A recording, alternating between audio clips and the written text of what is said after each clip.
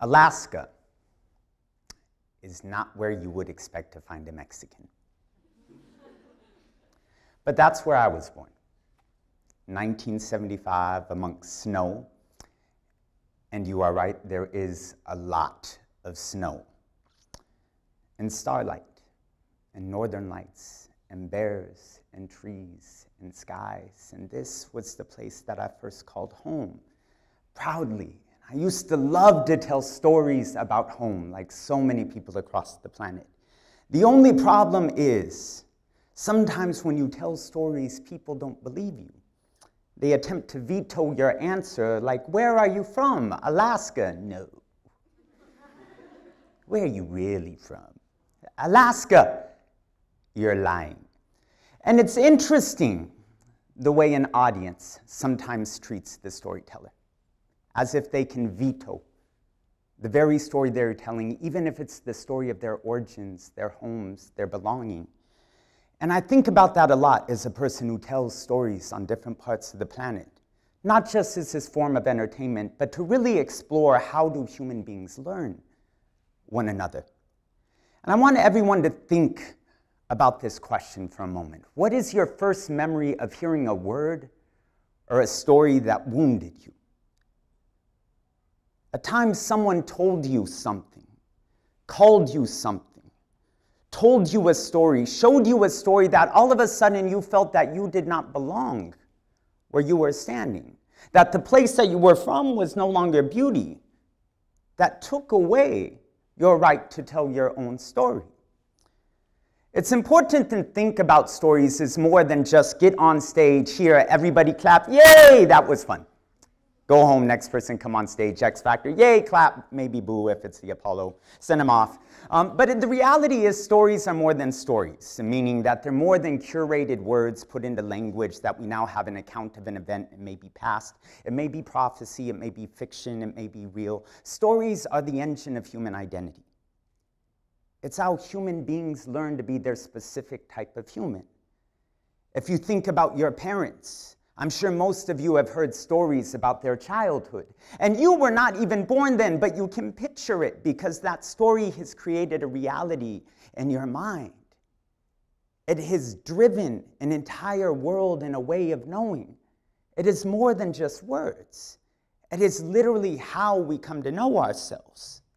And I think about that as a person who's told stories about where he's grown up, but then has also told stories about how he got there, about our family leaving Mexico in the early 1920s, of working the fields in Arizona and New Mexico and the mines, and then ending up in Wyoming in World War II, breaking out and ending up on the Yakama Reservation, and then up to Alaska for the pipeline. And it's like, wow, I never knew these stories, and as such, I never truly knew who I was. What I did know about myself was that every time I picked up a book, I was invisible. I picked up a textbook, I was invisible. I turned on the television, I was invisible. And if I wasn't invisible on the television, I was being demonized. I was the one being arrested. I was the one being deported for trying to feed our family. I was the one being abused. And so this was the engine of my identity growing up. It began to tell me my place and my value in the world.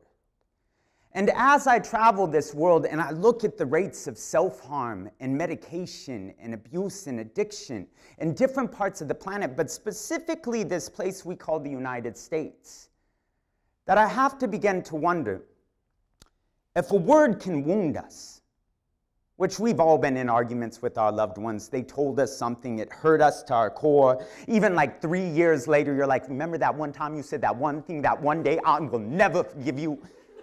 Okay, maybe I'll forgive you right now, but I'll never forgive you if you do it again. It's like if we carry it. And we see that amongst our parents too. They talk about something that one person said one time 15 years ago, which is why you're never allowed at their house ever again.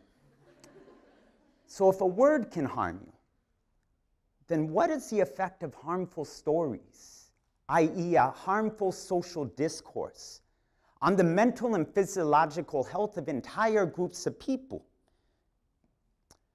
Seattle is a city of 600,000 people. King County is a little bit more than that, it's about 900,000, but Seattle proper itself is 600,000. Every year in the United States, 1 million people attempt to take their own life, meaning that they would rather be in the grave than take another breath on this planet. In the US alone, that's not a global statistics, 1 million people. And I've had people in my life, my mother, my cousin, friends, who've taken their own life. And as I travel across this planet and I see more and more people attempting, and even if they're not literally saying they're trying to attempt, but the way we treat ourselves, and sometimes the way we drink and the way we party, we're trying to end up in a grave at an early age. I have to ask, what is making us do this at this rate, to the point where if you have a child, and by the time you were 6 months old, not even able to talk, the amount of people in the US who had attempted to take their own life was equal to the entire population of Seattle. And that's not a one-year statistic, it's a cumulative, meaning it adds up year by year. So by the time you were 2, those terrible 2s where they're like, oh man, you were throwing tantrums and everything, by the time you were reaching that age of life, the entire city of Paris, that's how many people in the US alone had attempted to take their own life. By the time that you were 8, Los Angeles or London had literally tried to put themselves in early grave. By the time you were 12, entering middle school, Sao Paulo, one of the largest cities in the world, had attempted to literally end up entirely in a grave with the amount of people in the US alone. And by the time you were 17, the #1 city in the world, Shanghai, 17 million people.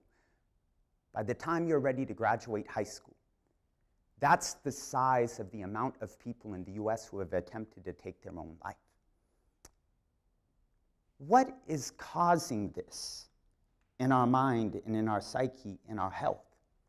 And it is one thing to say, well, that's just people who are crazy. They're people who have chemical imbalances. There's something wrong with them.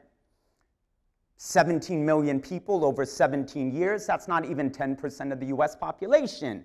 Well, if we take an infographic and we look at the number of depression and anxiety prescription in the US, there are more prescriptions for depression and anxiety than there are adults. There are 180 million people over the age of 18 in the US. There are over 200 million prescriptions for depression in adults. And we know not every adult is on depression and anxiety pills. So what does that mean? It means we're giving them to people even before they're over 18. What is happening to us? What is happening to our minds and our hearts that is causing this? And I think about this because I think that a person who wants to end up in a grave versus taking another breath has to have a deep wound that they're carrying themselves that was forced upon them at some point in their life.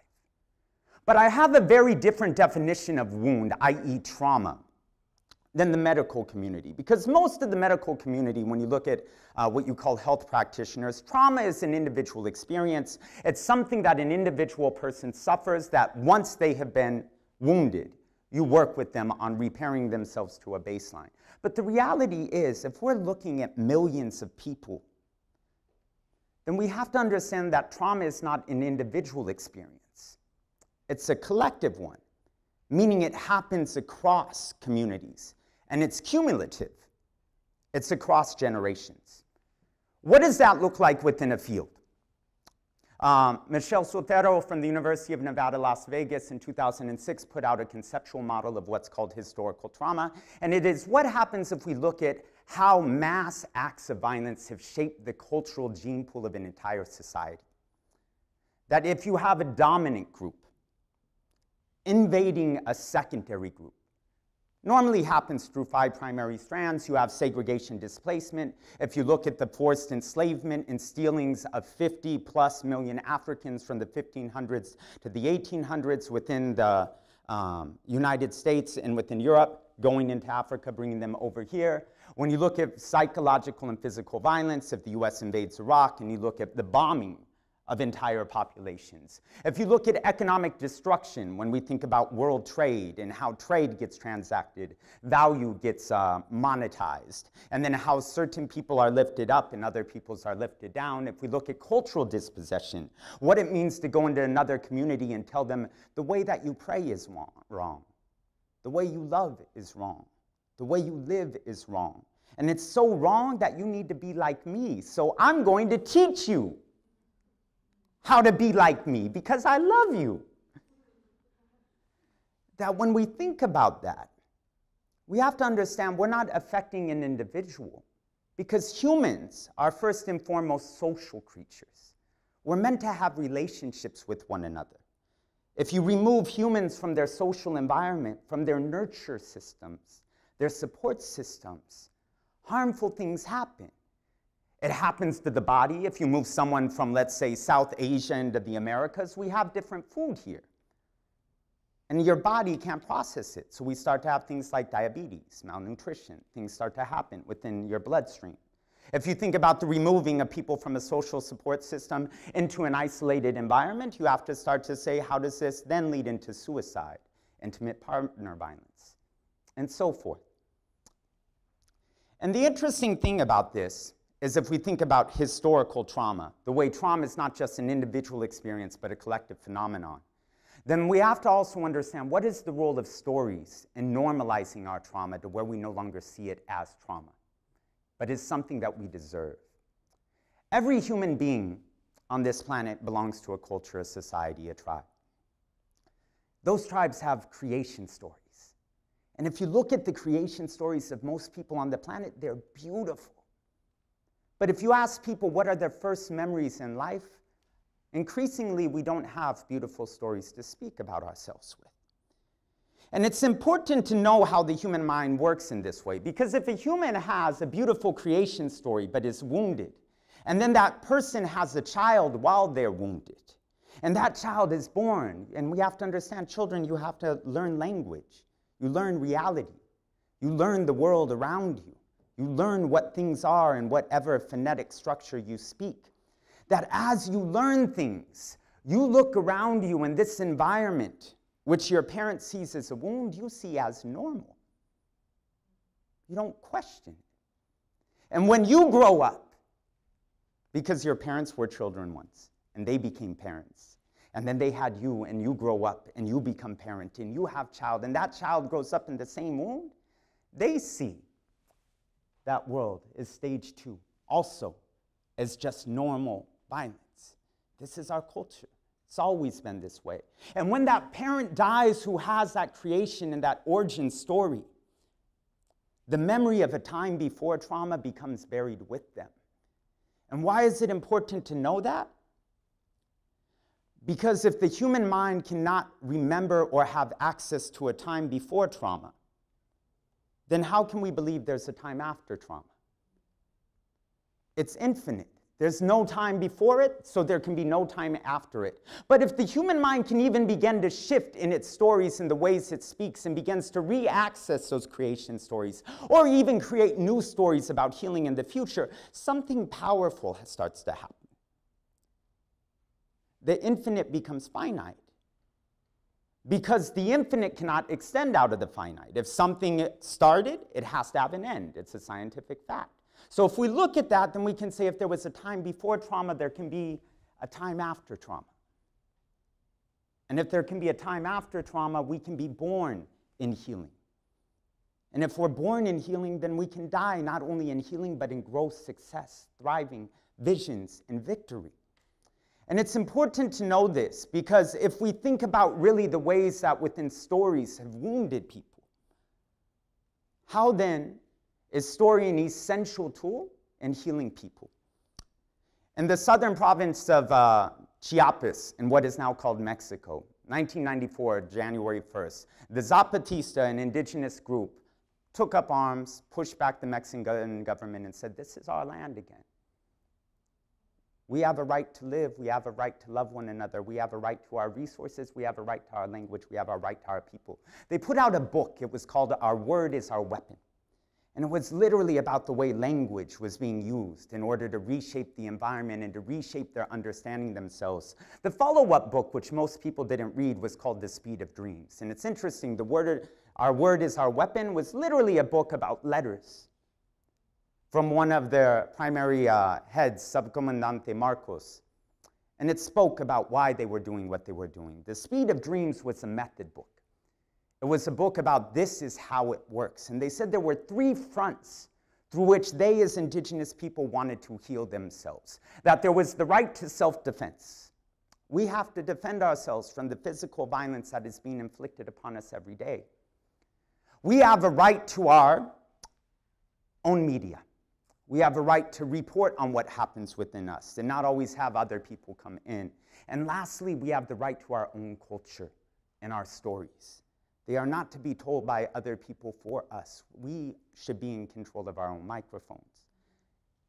That last one got left out a lot. Their word was not only their weapon, their word was their medicine.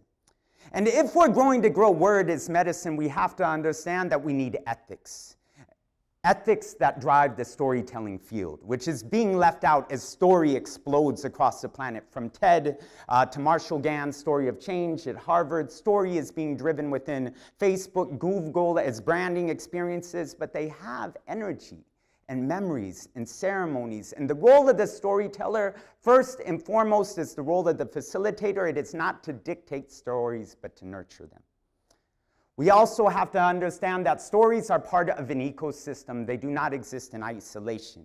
Stories grow people, and people grow stories. When you remove people from their stories or stories from their people, damaging things happen.